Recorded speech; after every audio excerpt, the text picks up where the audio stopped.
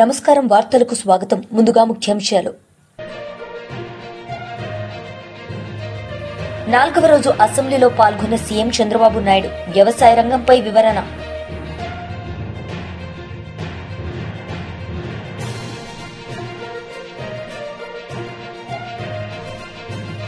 BJP రాష్ట్ర అధ్యక్షుడు Ramachandra Rao media సమావేశం, పలు అంశాలపై వివరణ.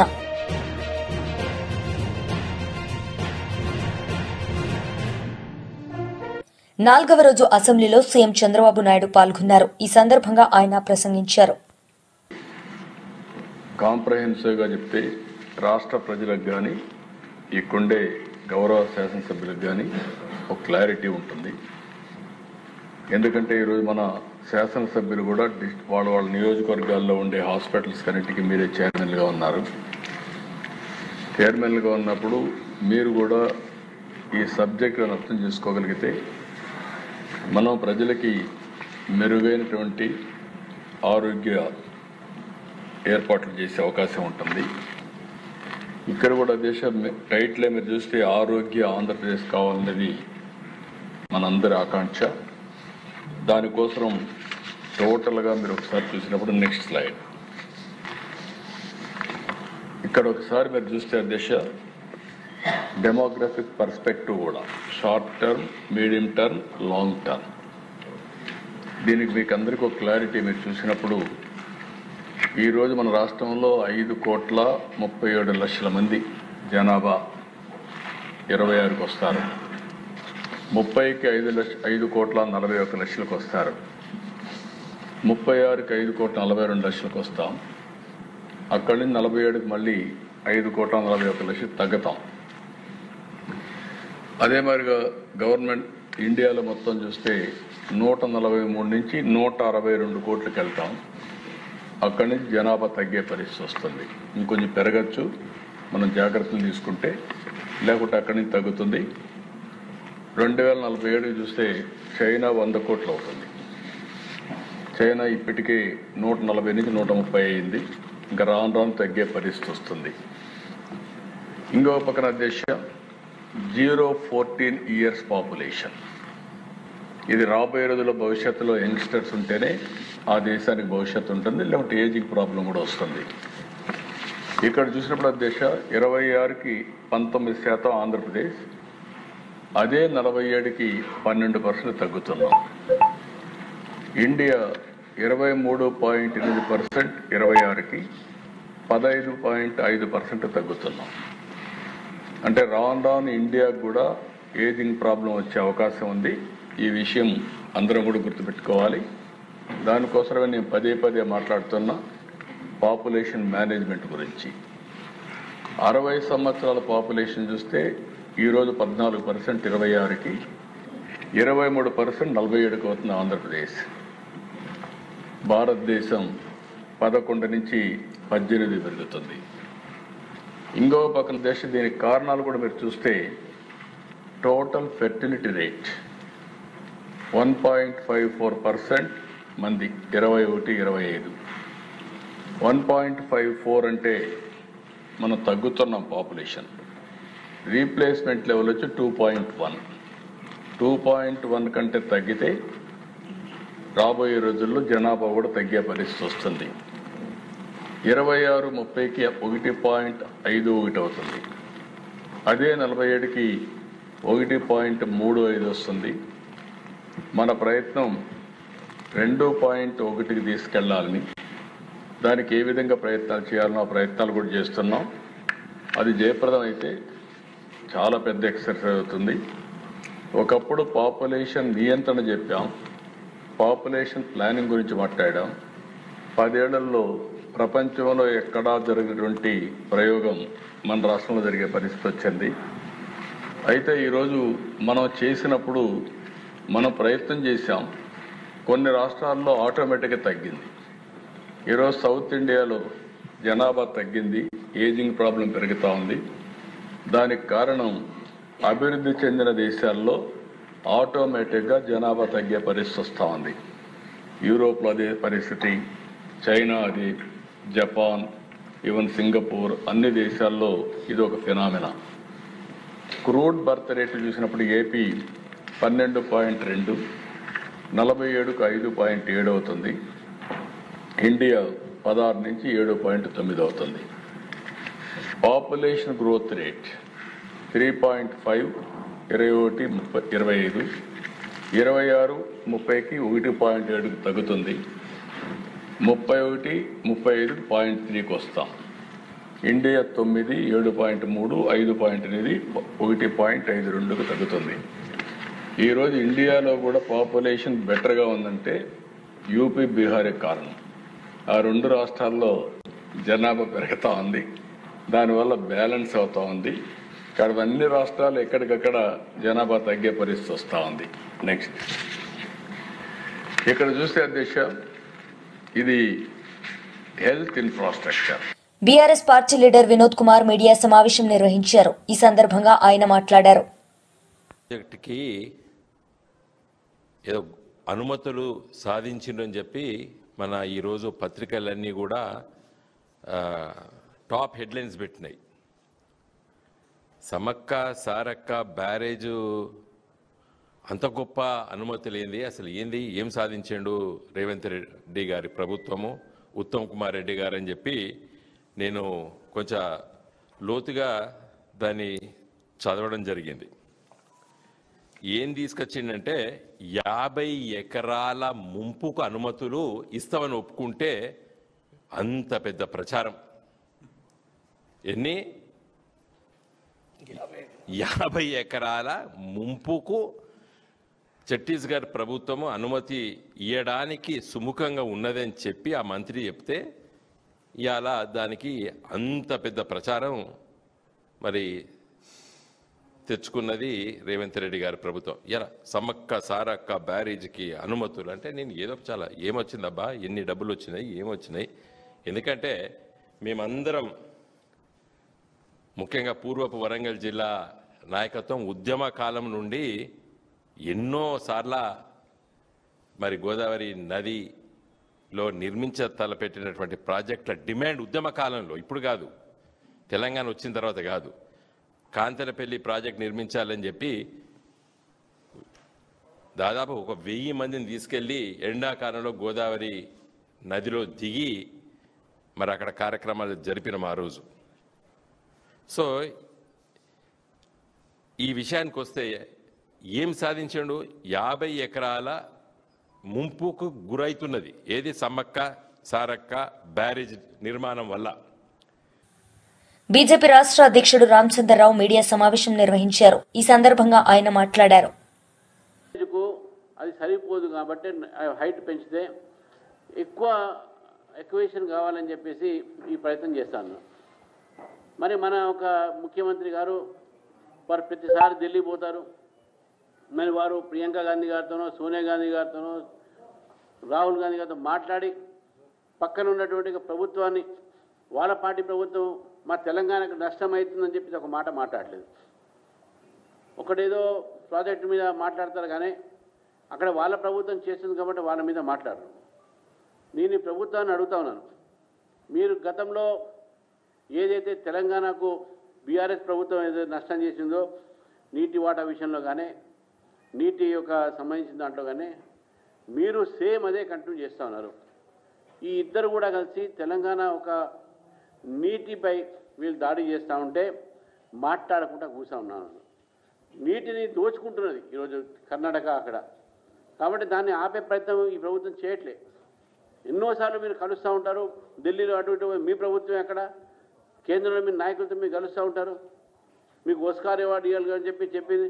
మరి ఇటువంటి దాంట్లో అవార్డు తీసుకోవాలి కానీ తెలంగాణకు అన్యాయం చేసేటటువంటి ఒక ఈ పరిస్థితి ఎందుకు వచ్చింది ఈరోజు మనం మాట్లాడలేదు. మా బాధ ఏంటంటే ఈరోజు ప్రభుత్వం ఏం చేస్తుంది, సుప్రీంకోర్టులో ఇంతవరకు దీనిపైన ఏదైనా ఇంపీచ్ పిటిషన్ లేకుంటే అక్కడ ప్రయత్నం ఏం చేసిందా? అటు బీఆర్ఎస్ ప్రభుత్వం కూడా, ఈ రెండు ప్రభుత్వాలు కూడా ఈరోజు తెలంగాణకు అన్యాయం చేసినటువంటి పార్టీలే. తెలంగాణకు ఈ ఒక రెండు పార్టీలతో ఎక్కడ కూడా లాభం జరగలే. అక్కడ చూస్తూ అల్మాటిలో హైట్ పెరిగితే మహబూబ్ నగర్ అదేవిధంగా నల్గొండ డిస్టిక్ ఈ రెండు కూడా ఎడారయ్యే ప్రమాదం ఉంటుంది. మనకు రావాల్సిన వాటా అక్కడ ఆగిపోతుంది. వాళ్ళు వాడుకున్న తర్వాతే మనకి ఇస్తారు. కాబట్టే సుప్రీంకోర్టులో ఇంకా స్టే ఉండగా వాళ్ళు ఆ పని చేస్తున్నారంటే దాన్ని ఎందుకు ఆపట్లేదు ఈ ప్రభుత్వము, గత ప్రభుత్వం కూడా ఎందుకు మాట్లాడలేదని చెప్పి నేను అడుగుతున్నాను. ఈరోజు బీఆర్ఎస్ పార్టీకి దీని మీద మాట్లాడే అధికారం లేదు. ఎందుకంటే వాళ్ళ పార్టీలో అధికారంలో ఉన్నప్పుడు కూడా 2017లో కూడా ఇటువంటి కార్యక్రమాలు జరిగినాయి. అప్పుడేం మాట్లాడలే, ఇప్పుడు మాట్లాడుతూ ఉన్నారు. ఇప్పుడు ఇద్దరు కూడా అప్పుడు ఈ రెండు పార్టీలు కూడా తెలంగాణకు మోసం చేసినటువంటి పార్టీలే, తెలంగాణకు అన్యాయం చేసినటువంటి పార్టీలే. అటు నీటిని ఆపకుండా, అక్కడ వాళ్ళని ఆ హైట్ని ఆపకుండా మీరు ఎన్ని చేసినా నేను రేవంత్ రెడ్డి గారిని కోరుతా ఉన్నాను, మీ ప్రభుత్వం అక్కడ ఉంది, మాట్లాడండి. మాట్లాడి హైట్ పెంచితే తెలంగాణకు నష్టం అవుతుంది. ముఖ్యంగా మీ సొంత జిల్లా అయినటువంటి మహబూబ్ నగర్కు, నల్గొండకు నష్టం అవుతుందని చెప్పేసి కూడా నేను ఈరోజు రేవంత్ రెడ్డి గారు చెప్తా ఉన్నాను. నిజంగా వీళ్ళకు ఇదే కాదు, శ్రీశైలం మీద, అదేవిధంగా నాగార్జున సాగర్ మీద మన తెలంగాణ నీటి తాగునీటికి ఒకటి, మన పవర్ హైడల్ పవర్ కోసము, అదేవిధంగా మన ఒక రైతులకు మన సాగునీరు కోసం, దీని అన్నింటి మీద మనం నిర్భరైనటువంటి ఒక కృష్ణానది. ఆ కృష్ణానదిలో వాళ్ళు బయట డ్యామ్ హైట్ పెంచితే మనకు రావాల్సిన వాటర్ రాదు అనేది స్పష్టంగా మనకు తెలుసు. కాబట్టి ఆ రోజు సుప్రీంకోర్టు స్టే ఇచ్చింది. ఆ రోజు సుప్రీంకోర్టు స్టే ఇచ్చిన తర్వాత ఇంతవరకు దాని న్యాయ పోరాటం కూడా ఏం చేస్తుందని చెప్పి ఈ ప్రభుత్వాన్ని అడుగుతా ఉన్నాను. కాబట్టి మీరు ఈరోజు తెలంగాణను కాపాడాల్సిన బాధ్యత మీది. తెలంగాణ మాజీ మంత్రి విడుదల రజని మీడియా సమావేశం నిర్వహించారు. ఈ సందర్భంగా ఆయన మాట్లాడారు. ఆశతో ఎదురు చూశాను. బట్ చంద్రబాబు నాయుడు గారు ఎప్పుట్లాగే వారేమీ చేంజ్ అవ్వలేదు. వారేమీ వారి యొక్క ఆలోచనని విత్డ్రా చేసుకుంటున్నట్టు కానీ, ప్రజల యొక్క బాధను అర్థం చేసుకున్నట్టు కానీ ఏమాత్రం కూడా మారకుండా ఇక ఎప్పుడూలాగే ఊహకందనటువంటి పెద్ద పెద్ద మాటలు, సామాన్యుడికి కూడా అందను అటువంటి మాటలు. ఒకసారి మనకు కూడా ఆశ్చర్యం వేస్తూ ఉంటుంది. సంజీవిని అంటారు, 120 సంవత్సరాలు బతకాలి, బతికిద్దామంటారు. బిల్ గేట్స్ ఫౌండేషన్ అంటారు, ఏ వస్తుందని నేనే చెప్పానంటారు. ఐటీ నేనే కనిపెట్టానని చెప్తారు. 30 ఏళ్ల కిందే నేను టెక్నాలజీ గురించి మాట్లాడాను, అందుకనే అందరూ టెక్నాలజీ వాడుతున్నారని చెప్తున్నారు. ఇప్పుడు నేను ముందే అన్నాను, అందువల్ల ఇప్పుడు అందరూ డ్రివెన్ అప్రోచ్లోకి వచ్చారు అని చెప్తా ఉన్నారు. ఇలా మనకు ఊహకు అందనటువంటి మాటలు, అలాంటి ప్రొజెక్షన్స్, అలాంటి ఎలివేషన్స్, ఎక్కడో ఇక అన్ని గ్లోబల్ థింగ్స్ మీద మాట్లాడుతూ వారి యొక్క ప్రసంగాన్ని ఇక ఆ విధంగా మాట్లాడుతూ విజన్ 2047 అని చెప్పేసి ఇక ఏవేవో చెప్తూ అలా ఇక సంజీవన్ దగ్గర ముగించడం జరిగింది. ఖచ్చితంగా ఏ రాజకీయ నాయకుడికైనా, ఏ ముఖ్యమంత్రికైనా రాష్ట్ర ప్రజల పట్ల ఒక విజన్ అనేది ఉండాలి. కానీ విజన్ ఎలా ఉండాలంటే, ఆ దివంగత మహానేత డాక్టర్ వైఎస్ రాజశేఖర రెడ్డి గారు ఆరోగ్యశ్రీ తీసుకురావాలని ఆరోగ్యశ్రీ ప్రవేశపెట్టి గొప్పగా అమలు చేసినటువంటి విజన్ వైఎస్ఆర్ గారిది. ఆ తర్వాత మా నాయకుడు జగన్మోహన్ రెడ్డి గారు, వైఎస్ఆర్ గారు తీసుకొచ్చినటువంటి ఆరోగ్యశ్రీని మరింత స్ట్రెంగ్తన్ చేస్తూ ఆరోగ్యశ్రీని ఈ రాష్ట్రంలోని 95% కుటుంబ సభ్యులకు అందజేస్తూ 3257 ప్రొసీజర్స్ని పెంచుతూ ఎంత ఖర్చైనా పర్వాలేదని చెప్పి అనేక డిజీజెస్ని యాడ్ చేసి ఎంత ఖర్చైనా పర్వాలేదు, పేదవాడి ఆరోగ్యత ప్రభుత్వంగా మన బాధ్యత అని చెప్పి మరి ఆరోగ్యశ్రీని బలోపేతం చేసి ముందుకు వెళ్ళారు. అది జగన్మోహన్ రెడ్డి గారి విజన్. పేదవాడి ఇంటి దగ్గరికే గవర్నమెంట్ డాక్టర్ని పంపించి వైద్యం అందించాలనేటువంటి విజన్ జగన్మోహన్ రెడ్డి గారిది. ఫ్యామిలీ డాక్టర్ అనే పేరుతో ఈ కార్యక్రమాన్ని తీసుకువచ్చి గ్రామాన ఎక్కడికక్కడ వైద్య సేవలు అందించినటువంటి గొప్ప విజన్ జగన్మోహన్ రెడ్డి గారిది. 17 గవర్నమెంట్ మెడికల్ కాలేజ్ తీసుకురావాలి అనే విజన్ జగన్మోహన్ రెడ్డి గారిది. ఇలా గొప్ప గొప్ప revolutionary steps, reforms, revolutionary changes, అనేక కొత్త ఇనిషియేటివ్స్ తీసుకువచ్చి ఈ విజన్తో జగన్మోహన్ రెడ్డి గారు, ఇది విజన్ కమ్ ప్యాషన్ అంటారు దీన్ని. విజన్ ఒకటి ఉంటే సరిపోదు, ఏదో పేపర్ల మీదో పీపీటీ ప్రెజెంటేషన్ల మీదో లేకపోతే మాటల్లోనో వార్తల్లోనో విజన్ ఉంటే సరిపోదు. విజన్తో పాటు చెయ్యాలనేటువంటి తపన, ఒక ప్యాషన్, దానికి ప్యాషన్ తోడయి అది ఇంప్లిమెంట్ అవుతేనే విజన్కి అర్థం పర్థం ఉంటుంది. ఇక ఇలాంటి మాటలతో ఈరోజు చంద్రబాబు నాయుడు గారు ప్రసంగాన్ని ముగించారు. మనం చూసినట్టయితే ఇది చంద్రబాబు నాయుడు గారి ప్రెజెంటేషన్. సరే ఏం చెప్తున్నారా అని ఆసక్తితో చూసాం. డెమోగ్రఫిక్ పర్స్పెక్టివ్స్ అని మొదలుపెట్టారు. ఇలా దీంట్లో బీఆర్ఎస్ లీడర్ సమావేశం నిర్వహించారు. ఈ సందర్భంగా ఆయన మాట్లాడారు. మీడియా రంగం ఒక మామూలు మధ్యతరగతి నుంచి పైకొచ్చి దాదాపు 37 సంవత్సరాల ప్రజా జీవితంలో అనేక అవరోధాలు, అనేక దాడులను తట్టుకొని ప్రజల కోసమే ప్రజాక్షేత్రంలో నిలబడ్డ నా పైన 22 నెలలైంది అధికారం కోల్పోయి, ఎమ్మెల్యే కూడా లేను, ప్రభుత్వం కూడా లేదు. ఈరోజు కూడా నా మీదనే దాడి చేయడాన్ని తీవ్రంగా ఖండిస్తూ ఉన్నాను. దాదాపు 2 రోజుల క్రితం ఏమో దుద్దిల్ల శ్రీధర్కు సపోర్టుగా, అంటే ఆయన తప్ప ఇంకెవరు ఉండద్దనే ఒక ఆలోచనతోటి ఎన్టీవీ ఒక స్టోరీని తయారు చేసింది. ఎన్టీవీ వాళ్ళు ఇంకా కొన్ని మీడియా సంస్థలు గమనించాలి, రాను రాను టీవీలు చూస్తలేరు ప్రజలు, సోషల్ మీడియా వైపే పోతూ ఉన్నారు. యూట్యూబర్లు ఎక్కువ అవ్వడానికి కారణం ఏంటంటే మీరు ఈ విధంగా స్టోరీలు చేస్తూ ఉన్నారు కనుక ఎన్టీవీకి నా మీద ఎందుకు కక్షనో ఇవాళ ఈ సమాజానికి జవాబు చెప్పాలి. ప్రత్యేకంగా నా మీద కక్షగట్టి దాడి చేయడాన్ని నేను తీవ్రంగా ఖండిస్తూ ఉన్నాను. అసలు ఎన్టీవీ వాళ్ళు ఒక స్టోరీ పెట్టినారు, నిజంగా ఆశ్చర్యం కలుగుతూ ఉన్నది. ఆఫ్ ద రికార్డ్ అట. TDP leader Varla Ramaiah media సమావేశం నిర్వహించారు. ఈ సందర్భంగా ఆయన మాట్లాడారు. సార్, అందరికీ నమస్కారం అండి. గౌరవ జగన్మోహన్ రెడ్డి గారు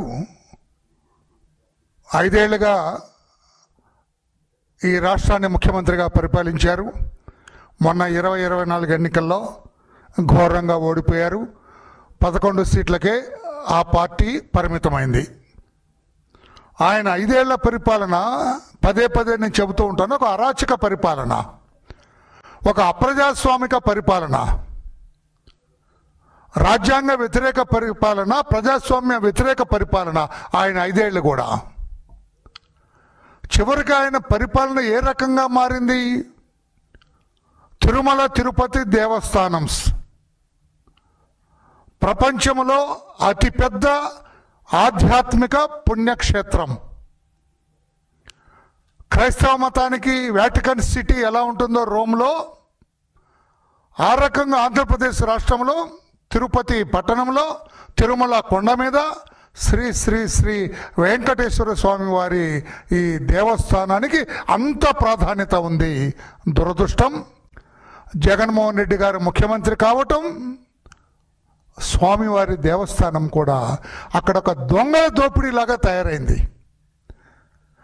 దొంగలు ఊళ్ళు పంచుకున్నట్లుగా టీటీడీ తయారైందని చెప్పడానికి చాలా బాధపడుతూ ఉన్నా. స్వామివారి దేవాలయం గురించి ఇలా మాట్లాడటానికి నేను చాలా బాధపడుతూ ఉన్నాను.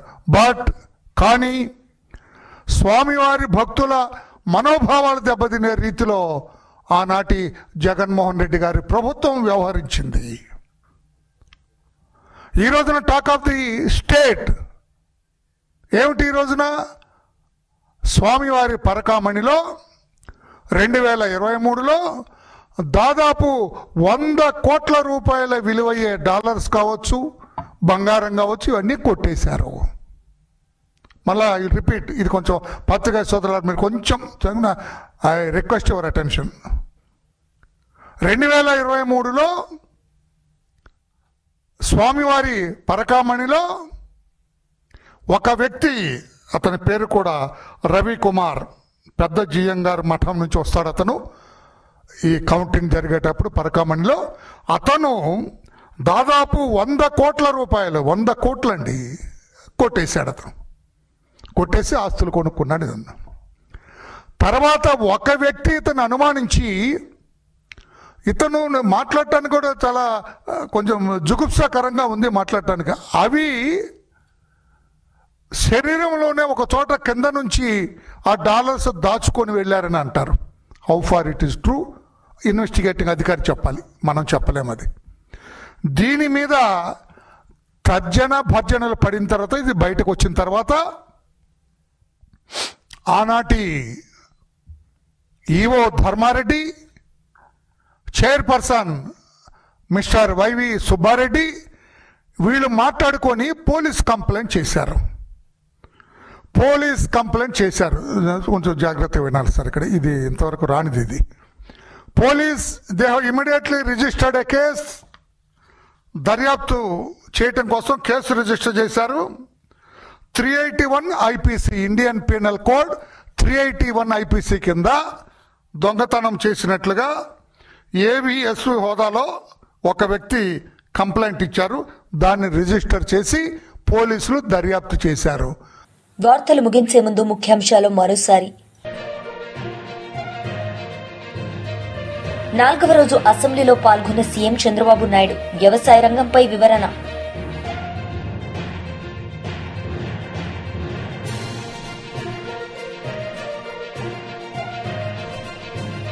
బీజేపీ రాష్ట్ర అధ్యక్షుడు రామచంద్రరావు మీడియా సమావేశం, పలు అంశాలపై వివరణ.